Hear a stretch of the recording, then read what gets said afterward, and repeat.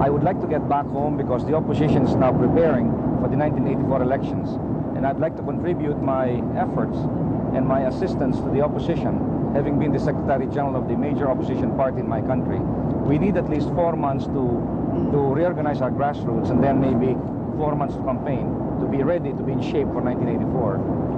Has there been an effort to stop you from coming back, and why would there have been this effort? There has been tremendous effort to get me back. I mean, they denied my passport, they denied travel document, and I'm really puzzled why they would do that, because considering I have a death sentence, and considering that they have so many charges against me, I thought that they will welcome me back to make me face those charges. But then they brought me official communications asking me to delay my return by at least 1 month or maybe more, without any assurances that after 1 month I'll get a travel document. I don't know really why. You have no idea why Marcos would not want you back? I guess your guess is as good as mine. But I really want to get back to talk to the president. I feel that as long as I'm 10,000 miles away, I will not have the opportunity to talk to him. But if I'm in prison, if I'm his captive, I think he will condescend to talk to me, because I'd like to talk to him really to discuss some of the problems besetting our country, and maybe the opposition can help in the solution of those problems. What do you expect to happen when we get to Manila? I don't know. I have been reading in the press reports that they will put me back in a plane, in this same plane, and send me back to my port of embarkation. But I don't know how they can do that, because I'm a Filipino and I've lost my passport. I have no visa to Taipei, so I don't know how they can send me back. I really hope that they will allow me to stay in my country. It's my homeland. I don't mind if they put me back in jail. I have a death sentence, and in fact I'm coming back to tell them if they think I'm guilty, I'm ready to be shot. But if not, I would like them to free me so that I can discharge my duties for the opposition. What is the connection between your going back now and President Reagan visiting the Philippines in a few months' time? I think it's pure coincidence, because when I planned my return to the Philippines, President Reagan has not even announced his visit, so that it was just plain timing. I repeat, my fellowship ended 30 June, and I had to clear out of America. Otherwise, I'll have to get another fellowship for a year, and that will mean that I won't be able to come back until about June of 1984. So the visit of President Reagan was really coincidental, I think. What are your own political ambitions?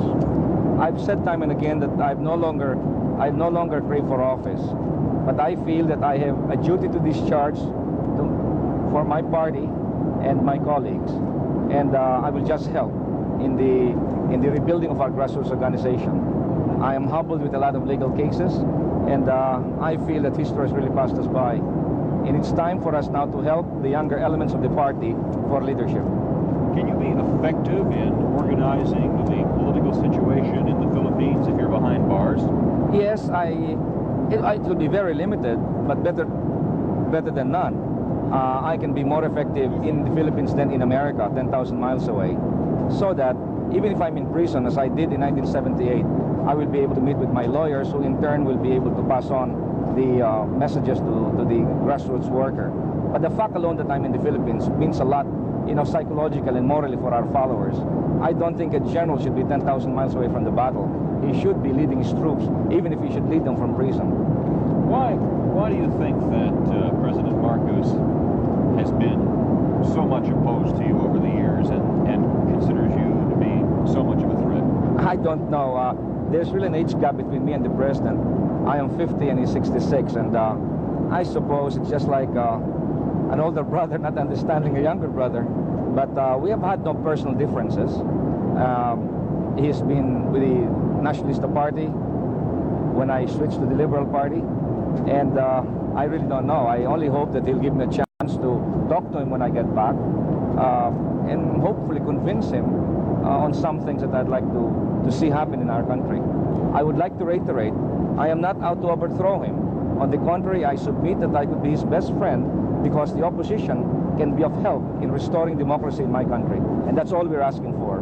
What, very simply, do you think that he should be doing he's not doing now? I feel that he should now prepare the country for the time when he will pass away, and therefore I'd like to see the beginnings of freedom of the press.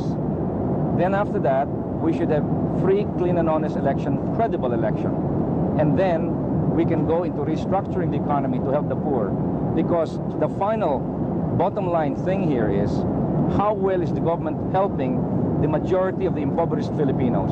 We have to address ourselves to the problem of the worker, the rural worker, the industrial worker, the very poor in my country. So that when you go to Southeast Asia, Taiwan is, for example, is example. It has progressed tremendously.